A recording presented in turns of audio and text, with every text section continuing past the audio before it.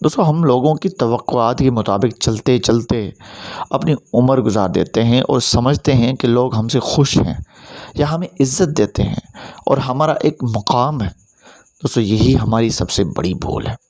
याद रखें कि आपको कोई इज़्ज़त नहीं देता, वो आपसे वाबस्ता ताल्लुकात तवक्कुआत को इज़्ज़त देते हैं।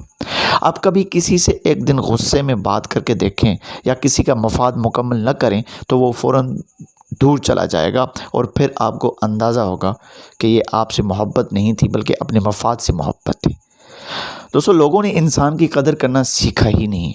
लोगों ने लोगों से लगी बंदी तवक्कुआत की बदौलत उनकी कदर की है।